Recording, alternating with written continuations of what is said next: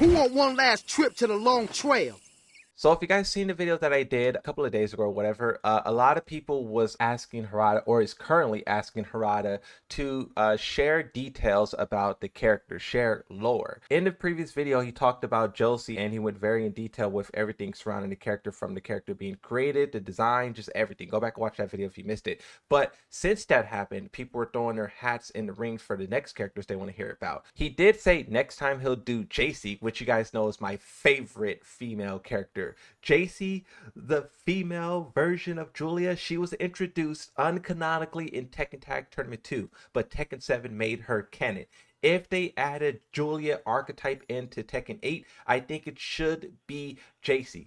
Put JC, the female version of Julia, in the Tekken 8 Season 2 or 3, please, Harada-san. But in this video, Harada is sharing more details about Fahkumram. And this is pretty interesting because, you know, Fahkumram is the character who a lot of people believe will show up eventually. You had a lot of his stuff somehow magically appear in Unreal Engine 5. That was no mistake from the developers to move his data from UE4 to Unreal Engine 5. Will he show up? Will he not? Let's see what Harada says about the character in general. He says there are so many requests for lore on each character, but I will take a separate time since there are so many characters and episodes for the past 30 years. So I'm interested to see what he say about characters as this continues. He says, as for Fahkumram, I will mention one point about the story that I can tell you now because it's in the past. Sometimes these episodes can only be told when it's in the past.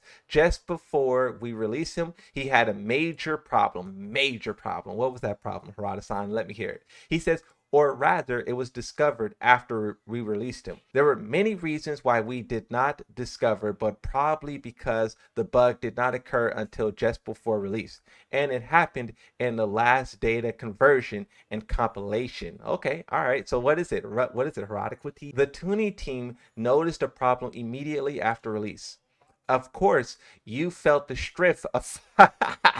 Yeah, we felt the striff of Fahkumram, Harada. I think we all felt the striff of Fahkumram immediately after his release due to his long reach. But after a little more time passed, you began to realize that the secret of his strength lay in another factor, not just his reach. In parentheses, the length of his reach was as we had intended. Okay. 3D fighting games have various different internal systems from the 2D fighting games. If you know the difference between these systems, you can say that they are not the same fighting game, but almost different genres. But I won't go into detail. Okay. He's talking about the reach of Fahkumram and how that made him super strong. And you know, I would wonder, like a character like Fahkumram. Well, see, in Tekken 8, I don't think that would be an issue. In Tekken 8, it seems like every character has more tracking, every character has more reach. That little mid kick from Heihachi hits so far away. Like, this game has so much reach, and I think Fahkumram either would have insane reach. You talk about Victor levels of reach, or he probably would just blend in with everyone else. I don't think his reach would be a problem in this game. He says, in Tekken and Virtual Fighter, there's a collision that judges the collision boxes of characters' bodies with each other, and other collision boxes that judges the hit of the opponent character's arts. In addition to this, there's a judgment of the hitline technique and the trajectory of the arts by the player who performs the arts. Harada's getting very complex with this. Looking at this element alone, it seems like there's no difference between 2D and 3D, but if you look at the picture we referring to, you will notice the difference. So there's a picture. I guess we could go down to the picture now and see. Collision detection where characters push up against each other. So I don't know what the left image is. It looks like they're joints, like they're movable parts, and then the cylinder in the middle is the center mass, and on the right side that's their hitboxes. You can see what the hurtbox looked like when Kazuya's crouch. So Harada showed this animation before, like probably 2 months ago. I uploaded the video to my Twitter. But we never seen what the hitboxes look like when a person crouches, and now we can. It's quite different. You can see this green hitbox here is like smaller and condensed, and it kind of overlaps with the blue one here. And then this blue one here over this shoulder is over that way. Huh. That's weird. I wish they would add this in Tekken 8 so we can see this for ourselves, so we can like play around with this setting and see. Look at Jin's foot. Holy smokes. I wish they would add this so we can see like what moves look like. Like, let's say you get hit when you don't think you're supposed to be hit. Let's say you go into replay, you activate the boxes and see what it looks like. I would love for something like that. He says each character has different physique, so every character has an original personalized polygon model, skeleton, bone rig, body conclusion box, and hit decision collision box for their unique physique. He says Fahkumram naturally has its own hit detection collision box. Since Fahkumram is tall and has fairly large build, the body collision box and hit detection box are larger also. For example, Marduk is one of the largest characters, so his hitbox collision is naturally larger, and his body collision box is also larger. And the joints are longer, so he has longer reach for some animations, okay? But somehow at the time, Fahkumram's hit decision collision box, the collision box needed to make the hits for the opponents, has been replaced with a small hit collision box instead of his hit decision collision applied to large characters. So what this sounds like a very complicated way of saying that Fahkumram was supposed to have a big body hitbox, but when he released, for some reason he switched to like a normal character hitbox, which didn't fit to his body, which is why so many moves passed through him. That basically sounds what Harada is trying to say.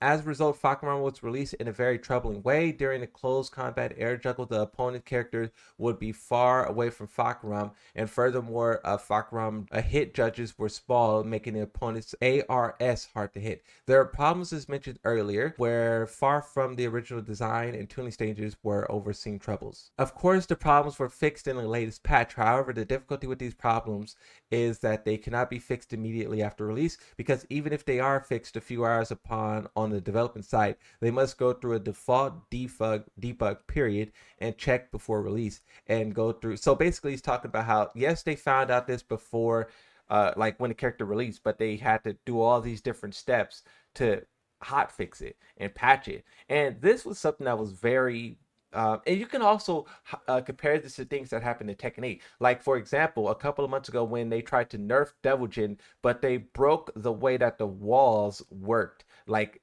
floor breaks worked and all that stuff. And it took them quite a while to fix it. And that's because even though the problem was obvious immediately, they had to go through all of these different steps in order to fix the problem, right? Still, we're now in an era where we can respond much more quickly in the past. As every player of the generation knows, the heyday of arcades knows, there was a time when mini games and fighting games had some problems which were solved among the players or by arcade game center house rules, right? To give an example of this, you could talk about, I think it was Steve Fox Tekken 4 or 5. No, it was Tekken 5, right? Where he can sidestep to the right, or no, to the left, and he can hit you with that string and just infinitely do it, right? That's one example of something being broken and there's nothing they could do about it. And also you could talk about Tekken 4 Jin, because there's many examples, right? Oops, once again, the Laura character has become a failure story. Success stories are inevitably quickly forgotten.